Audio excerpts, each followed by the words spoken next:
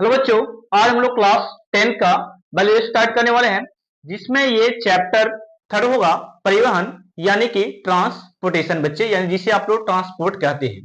तो बच्चे इस चैप्टर का परिभाषा और इसके सारे एक्सप्लेनेशन मैंने पार्ट 1 में बता रखा है।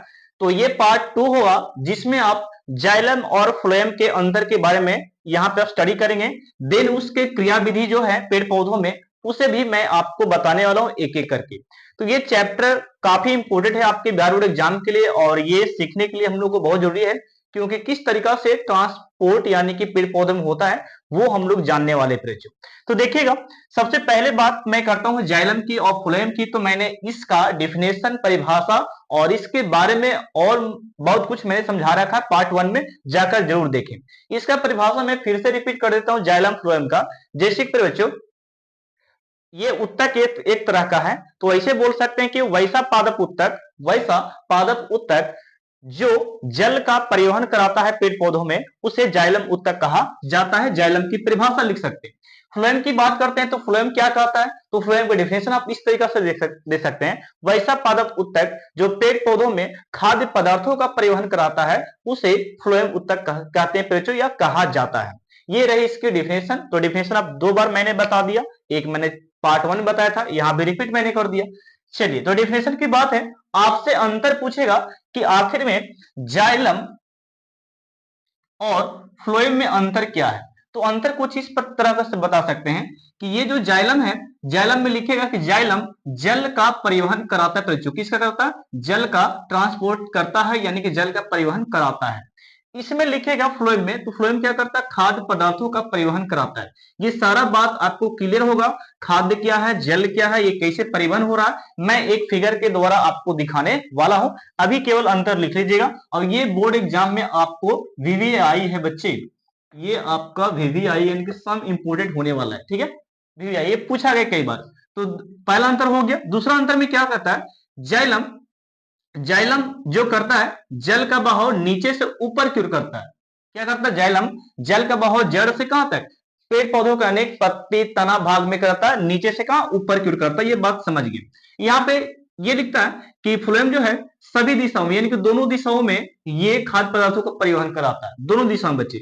जैसे कि कहीं पे पेड़ पौधा कोई भाग कट छट गया, तो वहां पे भोज्य पदार्थ पहुंचाना बहुत जरूरी होता है। तो यही बात है कि हर दिशा में पेड़ पौधा को ये क्या करता? खाद्य पदार्थ को लेके जाता है। कौन? तो ये फ्लोएम भेजता है। ठीक है, अब अगली बात है कि इसकी कोशिका की बात करते हैं प्रेक्षक। तो इसकी कोशिका यानी कि जाइलम की कोशिका मृत होती है, और फ्लोएम की कोशिका की बात करते हैं यानी कि सेल की बात करते हैं, तो वो जीवित होता है, यानी कि जिंदा होता है। ठीक है, ये मरा हुआ, ये जीवित है।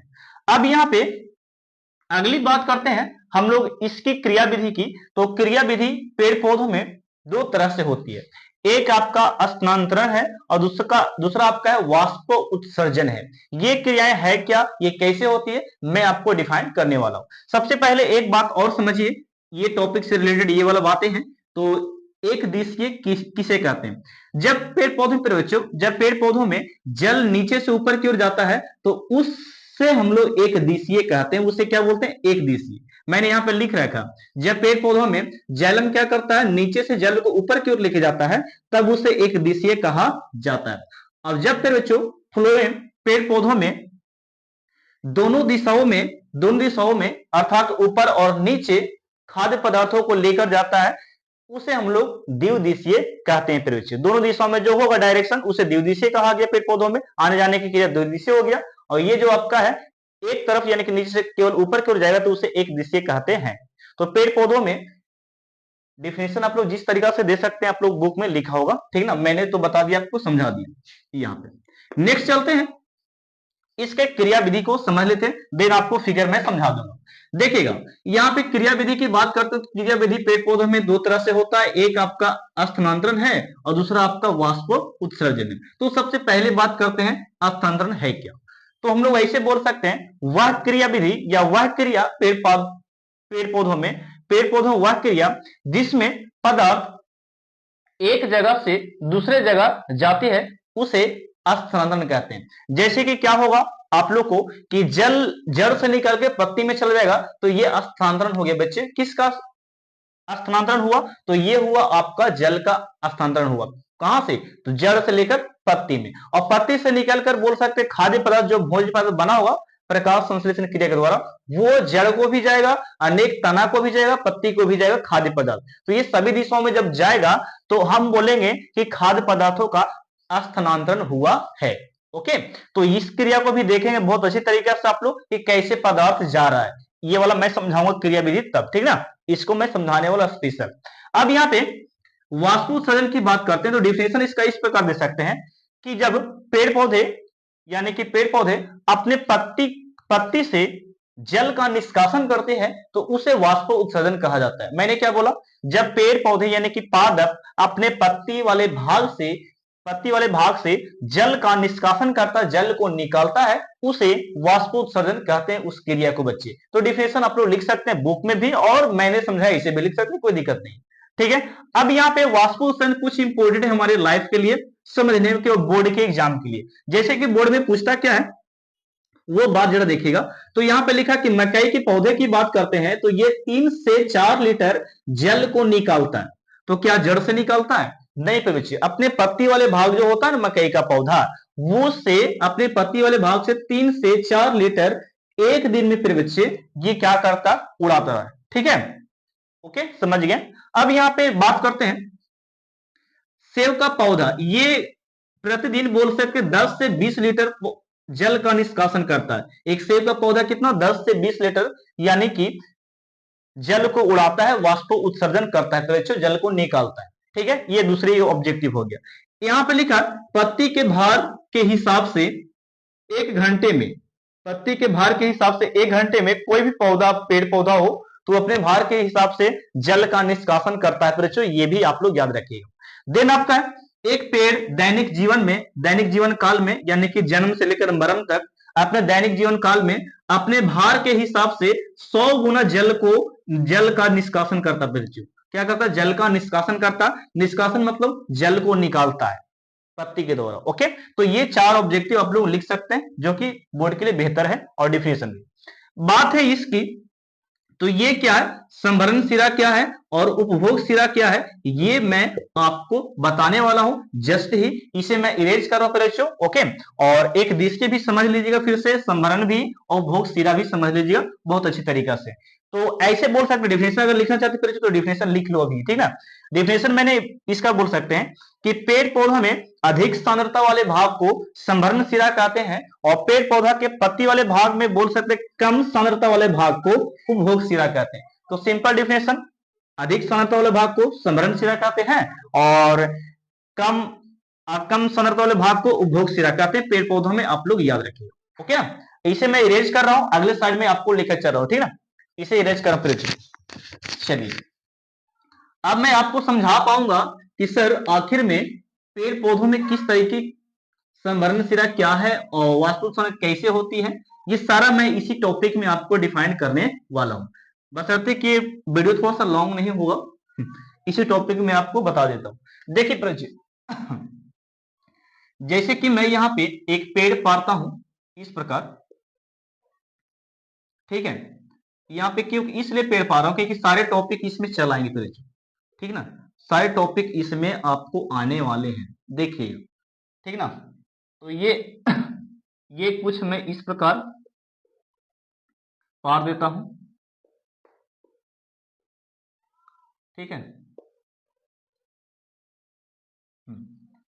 चलिए ये आपका हो गया क्या?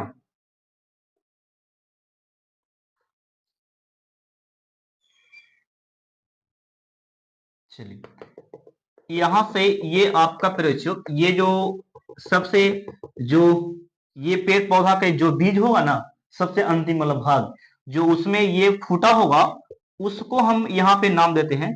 ये जो यहाँ से जल को टानेगा, इसको परिचय, इसको हम लोग नाम देते हैं, इसको मैं यहीं पे लिख दूं, इसको हम लोग बोलते हैं मूल रोम। बच्चे क्या बोलते हैं इसको? मूल रोम कहते हैं, ठीक है।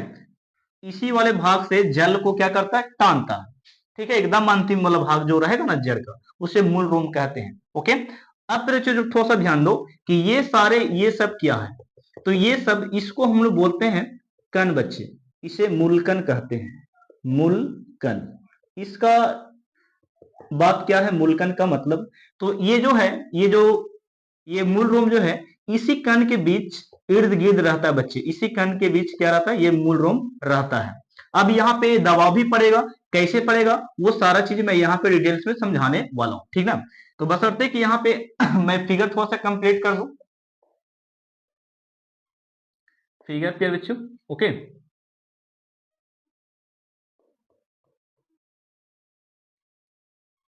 थोड़ा सा फिगर ऊपर चला गया और थोड़ा सा नीचे इसको करते हैं ना, चलिए।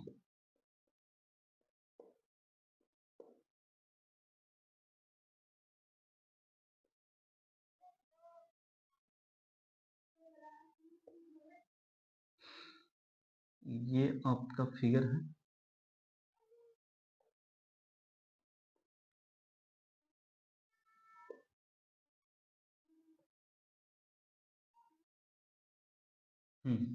चलिए इतना काफी है पेड़ पौधे के लिए। अब यहाँ पे एक पत्ती की जरूरत पड़ेगा मुझे, तो एक पत्ती तो नहीं रहता है, बशर्ते कि मैं समझाने के लिए ऐसा कर रहा हूँ आपको, ठीक है। चलिए ये आपका पत्ती हो गया पीछे, ये पत्ती हो गया, इसे मैं थोड़ा सा और अच्छे से लिखता हूँ। ये हो गया,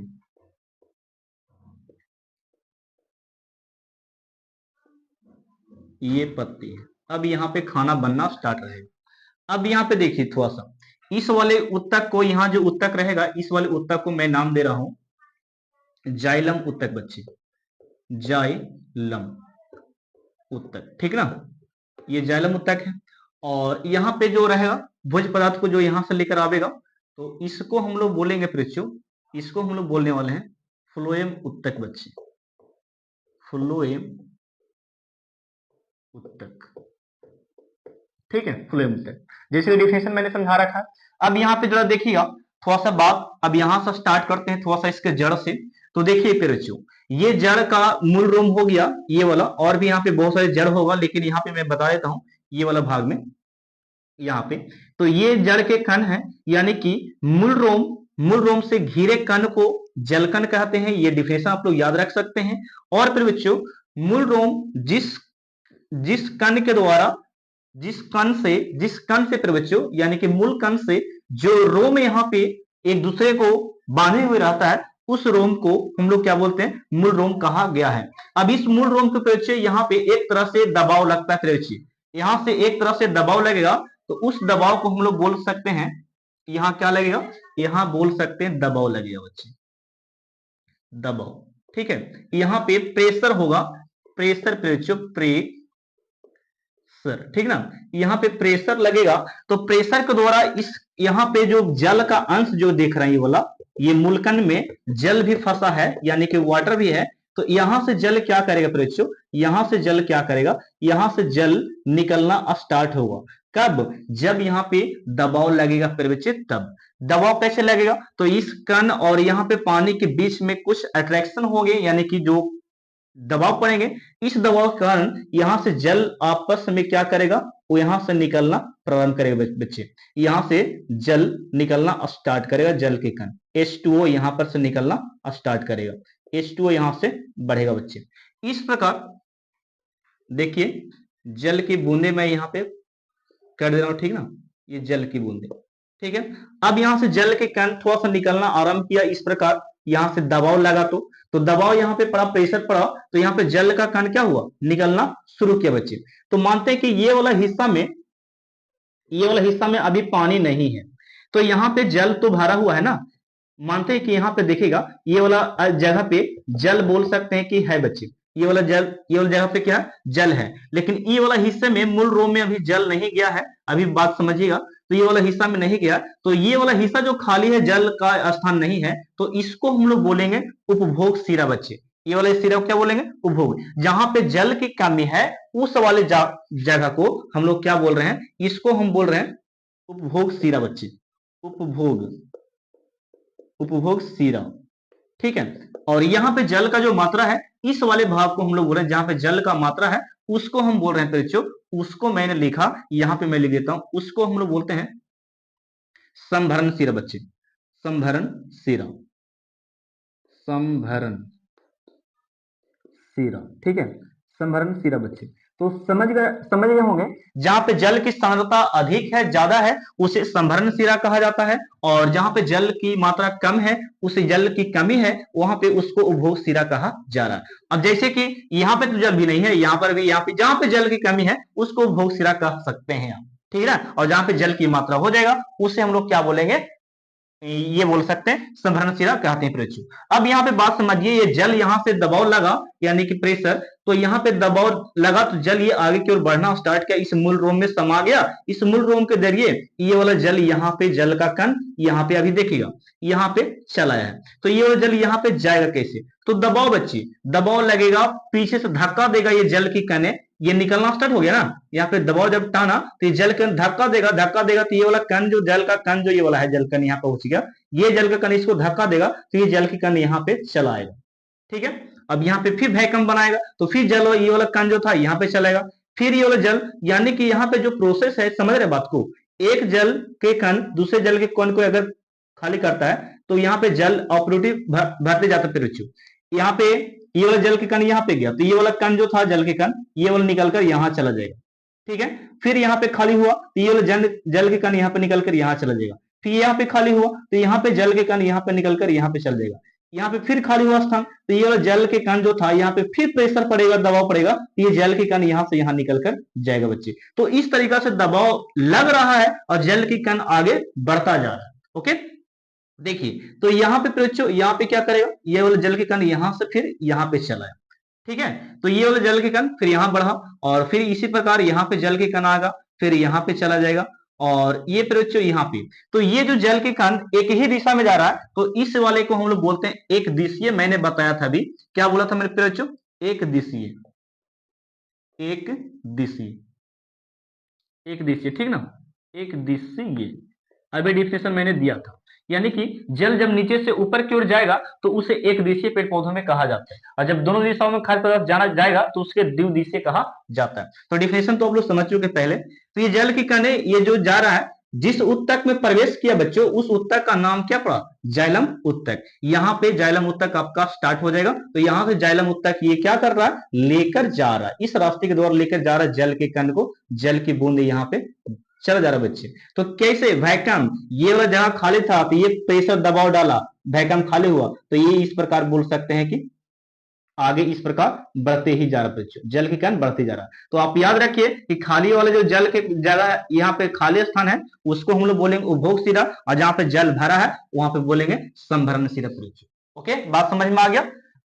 अब यहाँ पे जल के कण इस तरह किसी बोल सकते तना में होते हुए पत्ती में प्रवेश करता, पत्ती में प्रवेश करता, यहाँ पे जल के कण प्रवेश कर जाता है। तो यहाँ पे प्रवेश करेगा जल के कण, तो यहाँ पे क्या होता है, पेड़ पौधों में एक क्रिया होती है जिसे हम लोग बोलते हैं प्रकाश संश्लेषण बच्चे, प्रकाश संश्लेषण कहते हैं। प्रकाश संश्लेषण प्रक्रिया यहाँ पे होगा, और यहाँ पे प्रकाश संश्लेषण प्रक्रिया जब होगा तो क्या खाना बनता है यहाँ पे, तो यहाँ पे ग्लूकोज का निर्माण होगा, ठीक है, ग्लूकोज, ग्लूकोज के रूप में खाना बनेगा, ग्लूकोज के रूप में यहाँ पे खाना बनेगा, जिसका C6 और H12 और O6 नाम दे सकते हैं बच्चों। ओके, ये जल का बोल सकते हैं, जल का क्या है, जल का ये ग्लूकोज का सूत्र है बच्चों, सॉरी। तो प्रकाश संश्लेषण क्रिया किसे बोलेंगे, जिस प्रक्रिया के द्वारा पेड़ पौधे अपना भोजन को तैयार करते बनाते हैं, उस प्रक्रिया को हम लोग क्या बोलते हैं, प्रकाश संश्लेषण प्रक्रिया कहा जाता है। ये डिफिनेशन लिख सकते हैं, या पहले चैप्टर में डिफाइन करके बहुत अच्छे तरीका से मैंने रखा। तो यहाँ पे सपोज दैट मान लीजिए कि यहाँ पे खाना बन गया है, यहाँ पे पेड़ पौधा में इस प्रक्रिया द्वारा खाना बन चुका तैयार है। अब कभी कभी सुने होंगे आप लोग कि सर कि पेड़ पौधा के कोई भाग को अगर काट छाड़ देते हैं या तोड़ देते हैं तो फिर वहां पे नया तना कैसे चलाता है, वो वाला भाग हरा कैसे हो जाता है, वो बात समझना पड़ेगा। तो बिल्कुल हाँ बच्चे, मान लेते कोई व्यक्ति है जो पेड़ पौधा के ये वाला भाग को काट दिया है या छील दिया है, ये वाला भाग को क्या किया, छील दिया है, ठीक है, जो जख्मी हो चुका पेड़, ठीक है। तो यहाँ पे सूख जाता है, कई कुछ दिनों के बाद देखते हैं तो वो सूख जाता है पेड़, सूखा इस प्रकार रहता है। लेकिन कई महीनों बाद देखते हैं, कई शायद 2-3 महीने बाद या कई दिनों 20 दिन 30 दिन बाद देखते हैं तो ये वाला जो हिस्सा है फिर से ये हरा होने लगता है और ये फिर से भरने लगता है, जो व्यक्ति काटकर यहां से भाग को हटा दिया था। तो आखिर ऐसा क्यों? इसी बात को समझने के लिए मैं बताता हूं कि जब तक इस यहाँ पे भोज्य पदार्थ पानी द्रव पानी और खाद्य पदार्थ नहीं पहुंचेगा तब तक ये बोल सकते ये वाला जख्म भरेगा नहीं, यानी कि ये वाला सूखा वाला भाग भरेगा नहीं। तो क्या करता है, इसी को बच्चे इसी वाला स्थान को आप बोल सकते उपभोग शिरा। क्या बोलिएगा? उपभोग शिरा बच्चे, क्योंकि यहाँ पे पदार्थ आएगी। तो देखिए यहां से क्या करेगा, यहां से बोल सकते हैं कि यहां से निकलेगा भोज्य पदार्थ जो खाना बना है ग्लूकोज के रूप में, ये क्या यहां से निकलकर ये लोड करेगा, कौन? फ्लोएम लोड करेगा, अपने ऊपर लोड करेगा और यहां से इस उत्तक के अकॉर्डिंग यहाँ पे एक अपना इसका इस साइड होगा, यहाँ पे ये चलेगा अपने दिशा में, ये आपका क्या आने वाला है, तो ये आपका भोज्य पदार्थ रेशियो भोज्य पदार्थ आने वाला है। तो ये भोज्य पदार्थ आ रहा है, तो ये जो रास्ता ये सब देख रहे हैं सब तरल है बच्चे, तरल इसमें प्रवेश करता है, जिसमें कौन समावेश रहता है? जाइलम भी रहता है। तो इसका खाना के लेके जाने में ये भी सहायक है, लेकिन ऐसा हम लोग बताते नहीं है। ठीक है, इसका केवल हाथ नहीं है, ये यहां से केवल ट्रांसपोर्ट कर दिया पकड़ के किसको? जाइलम को, और ये जाइलम बेचारा फिर पहुंचा दिया किसको? यहाँ पे जहां पे दिक्कत थी कमी थी वहां पे ये पहुंचा दिया, यानी कि ये तरलता के रूप में भेजता है ये ठोस को यहाँ पे, तब ये जाके बहकर यहाँ पे चला जाता है ठोस वाले भाग पे। ठीक है, तो ये केवल निकालकर यहां से दिया कि लेकर जाओ तुम यहां पर से। ठीक है, तो ये इसको दे दिए फिर लेकर चलाता है भोज्य पदार्थ को, और फिर जहां पे दिक्कत होती है वहां पे ये पूरा होती है खाद्य पदार्थ को आना। ठीक है, बात समझ गए? तो ये था, काफी प्रोसेस था, इसको मैंने समझा दिया। और ये वीडियो काफी लंबा हो चुका है, तो ये पार्ट 2 यहीं तक रह देते बच्चों। पार्ट 3 में मैं समझाऊंगा अब सजीवों के बारे में, जैसे कि मनुष्य के बारे में जानेंगे, ब्लड खून और भी बोल सकते बहुत सारी क्रियाएं जानने वाले हैं, परिवहन किस तरीका से होता है। तो ये पेड़ पौधा में यहीं तक था जो कि मैंने यहाँ पे लास्ट किया आपको। ठीक है, अब हम लोग पढ़ेंगे जीवो में पार्ट 3 जो आए आने वाला वीडियो, है ना। इसे एक बार स्क्रीनशॉट लो, मैं आपको नेक्स्ट वीडियो में बताने वाला हूँ, ठीक ना।